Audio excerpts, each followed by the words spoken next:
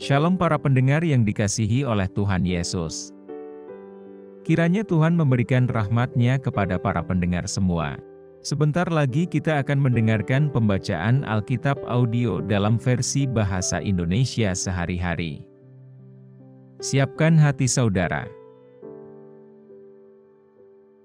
Hakim-Hakim pasal 8. Lalu berkatalah orang-orang Efraim kepada Gideon, "Apa macam perbuatanmu ini terhadap kami?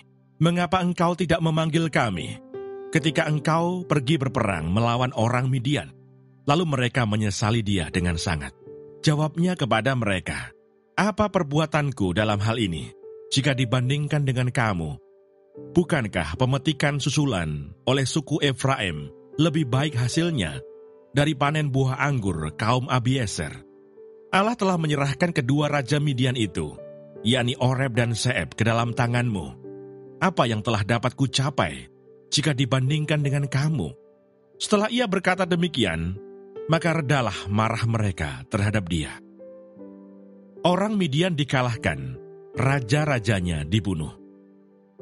Ketika Gideon sampai ke sungai Yordan, menyeberanglah ia, dan ke-300 orang yang bersama-sama dengan dia, meskipun masih lelah, namun mengejar juga. Dan berkatalah ia kepada orang-orang Sukot, "Tolong berikan beberapa roti untuk rakyat yang mengikuti aku ini, sebab mereka telah lelah.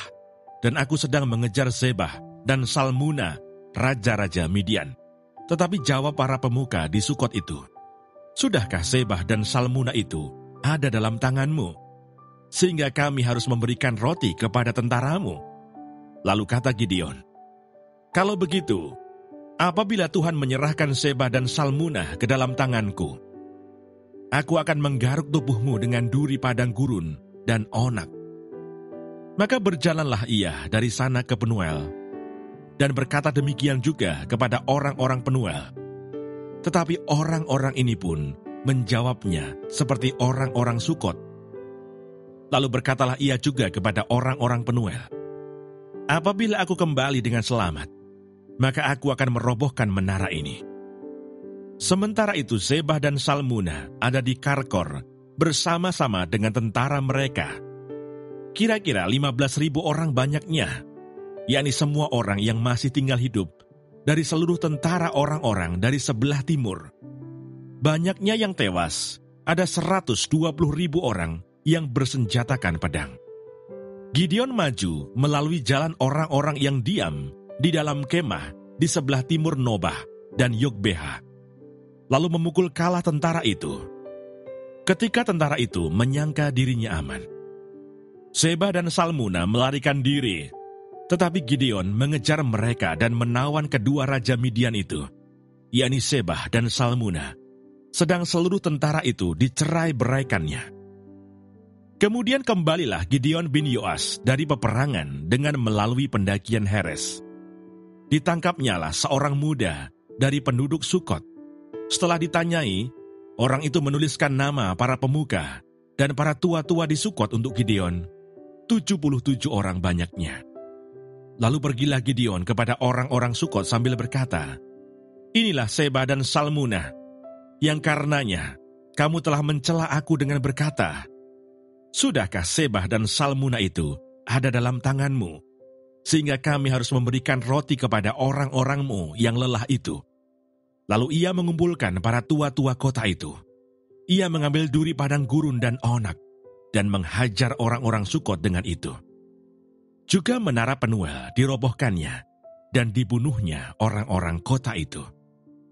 Kemudian bertanyalah ia kepada Zebah dan Salmuna, 'Di manakah orang-orang yang telah kamu bunuh di Tabor itu?' Jawab mereka, 'Mereka itu serupa dengan engkau. Sikap mereka masing-masing seperti anak raja.' Lalu kata Gideon, 'Saudara-saudarakulah itu, anak-anak ibuku, demi Tuhan yang hidup. Seandainya kamu membiarkan mereka hidup, aku tidak akan membunuh kamu.' Katanya kepada Yeter anak sulungnya, 'Bangunlah, bunuhlah mereka.' Tetapi orang muda itu tidak menghunus pedangnya karena ia takut, sebab ia masih muda. Lalu kata Zebah dan Salmuna, 'Bangunlah engkau sendiri dan paranglah kami.' sebab seperti orangnya, demikian pula kekuatannya. Maka bangunlah Gideon, dibunuhnya Seba dan Salmunah, kemudian diambilnya bulan-bulanan yang ada pada leher unta mereka. Perbuatan Gideon selanjutnya dan akhir hidupnya. Kemudian berkatalah orang Israel kepada Gideon, "Biarlah engkau memerintah kami, baik engkau, baik anakmu, maupun cucumu, sebab engkaulah yang telah menyelamatkan kami dari tangan orang Midian." Jawab Gideon kepada mereka, "Aku tidak akan memerintah kamu, dan juga anakku tidak akan memerintah kamu, tetapi Tuhan yang memerintah kamu."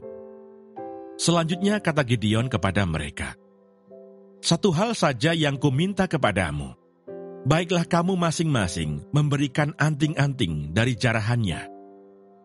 Karena musuh itu beranting-anting emas, sebab mereka orang Ismail." Jawab mereka, "Kami mau memberikannya dengan suka hati." Dan setelah dihamparkan sehelai kain, maka masing-masing melemparkan anting-anting dari jarahannya ke atas kain itu. Adapun berat anting-anting emas yang dimintanya itu, ada 1.700 sikal emas. Belum terhitung bulan-bulanan, perhiasan telinga, dan pakaian kain ungu muda yang dipakai oleh raja-raja Midian. Dan belum terhitung kalung rantai yang ada pada leher unta mereka. Kemudian Gideon membuat efod dari semuanya itu dan menempatkannya di kotanya, di Ofra. Di sanalah orang Israel berlaku serong dengan menyembah efod itu. Inilah yang menjadi jerat bagi Gideon dan seisi rumahnya. Demikianlah orang Midian tunduk kepada orang Israel dan tidak dapat menegakkan kepalanya lagi. Maka amanlah negeri itu 40 tahun lamanya pada zaman Gideon. Lalu Yerubbaal bin Yoas pergilah dan diam di rumahnya sendiri. Gideon mempunyai 70 anak laki-laki, semuanya anak kandungnya, sebab ia beristri banyak. Juga gundiknya yang tinggal di Sikem, melahirkan seorang anak laki-laki baginya. Lalu ia memberikan nama Abimelech kepada anak itu.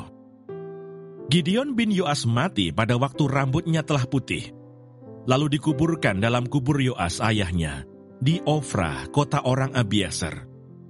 Setelah Gideon mati, kembalilah orang Israel berjalan serong dengan mengikuti para Baal dan membuat Baal Berit menjadi Allah mereka. Orang Israel tidak ingat kepada Tuhan Allah mereka, yang telah melepaskan mereka dari tangan semua musuhnya di sekelilingnya. Juga tidak menunjukkan terima kasihnya kepada keturunan Yerubbaal Gideon, seimbang dengan segala yang baik yang telah dilakukannya kepada orang Israel. Terima kasih Bapa di surga untuk firman-Mu hari ini. Berkati kami semua supaya kami mengerti isi hati-Mu. Terima kasih para pendengar semua, kiranya Tuhan memberkati. Dan jangan lupa untuk share dan subscribe.